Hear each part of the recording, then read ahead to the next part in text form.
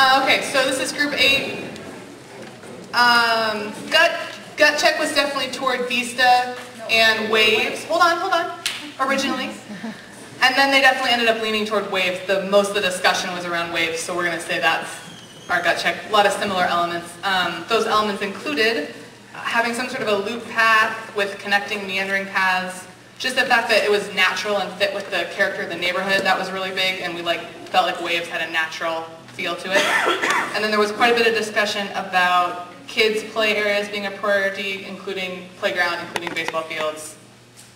I'm going to stop right there. Those were the big ones. So our group had a discussion, a gut check as well at the very beginning, and landed on Vista as the one that had the most support behind it for kind of original discussion. Waves also was discussed for similar reasons to what Lauren's group was talking about, just that access from the outside being very approachable that way, lots of pathways and walk-arounds. They did discuss how the commons felt a little too grid-like that way with the paths running through it. Another feature that we just talked about was that neighborhood feel, that we don't want it to be something, a destination park, that it is for the community. We had a difference of opinion on the location of the ball fields, and I think there's consensus that they should be a component, but just where those fall was probably a big discussion for us, for our group. So that's pretty good.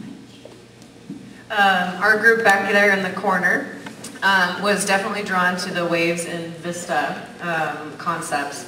And I think primarily because they were more natural in feeling, taking advantage of the existing topography, making it open and accessible to everybody. From the program elements, things they consistently kept coming back to were the open space, the large gathering area, which could be covered, uncovered, different varieties of that. The views were very important for them to preserve, and they kept coming back to some good usable kid space. Among other things, paved walkway, that kind of thing, but kept coming back to a multiple use, open area.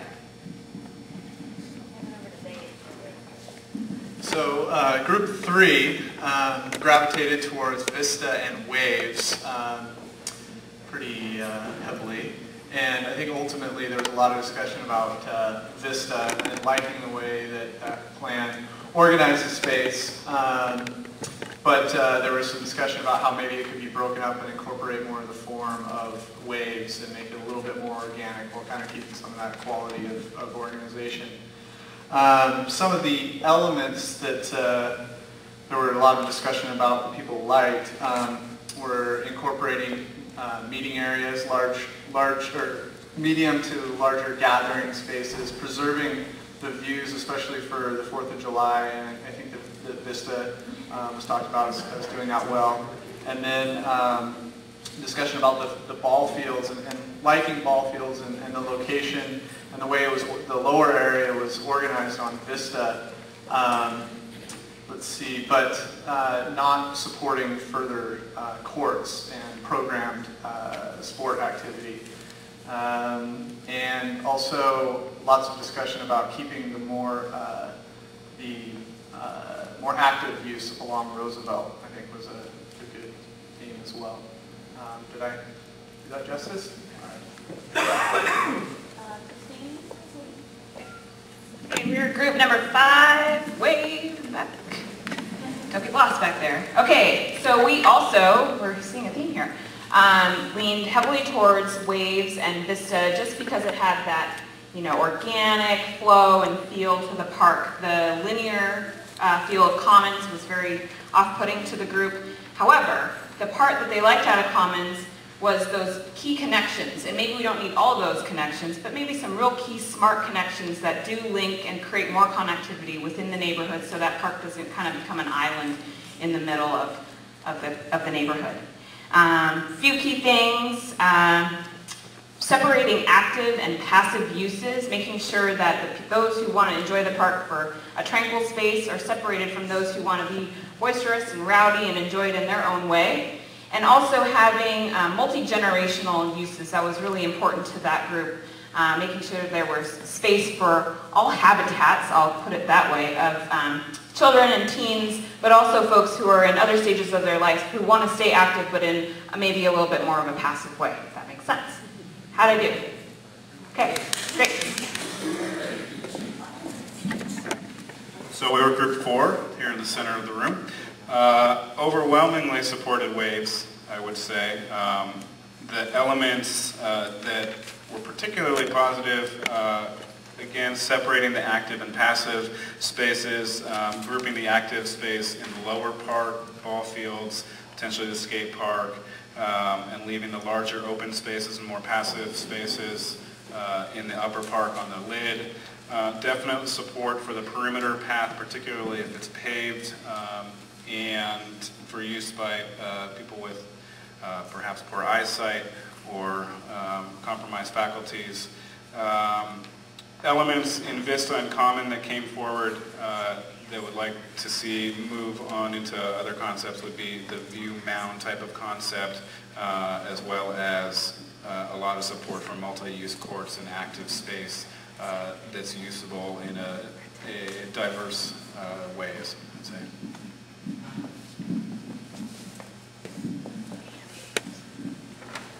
So in our group, much like everybody else's, we were between Waves and Vista, and actually a blending of the two.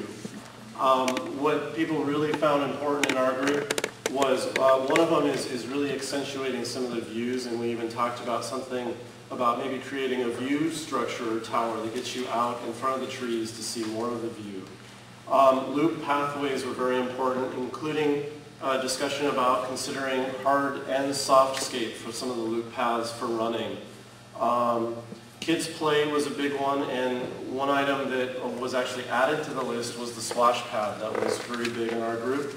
Lots of trees, very important for lots of trees throughout the park, around the pathways. And everybody was in support of keeping open space up on the lid and the fields down below. And then we also had a little bit of a discussion about parking and really trying to consider what uses go into the park and what needs parking, with additional parking being needed to support those facilities. Excellent job.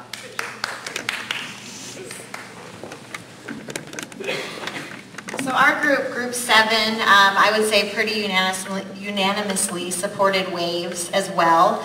Waves with the caveat that one thing that was very important to our group, again, that you've been hearing, is the views. So maybe protecting the views a little bit more as is shown in Vista, but with the Waves concept. And they liked the natural organic feel of that and how it's using the natural features. They felt they could get more bang for their buck that way.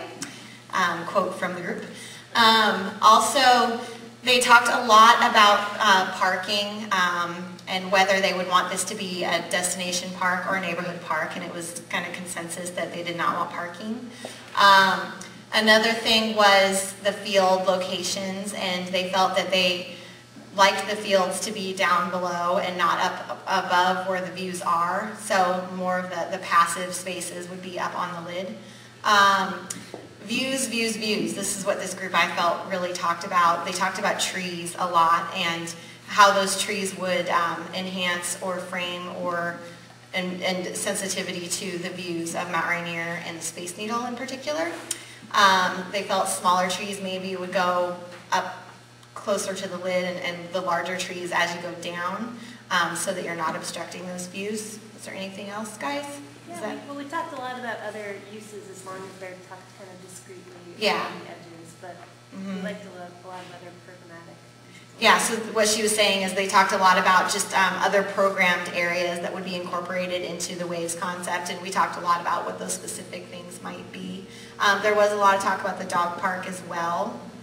I think that's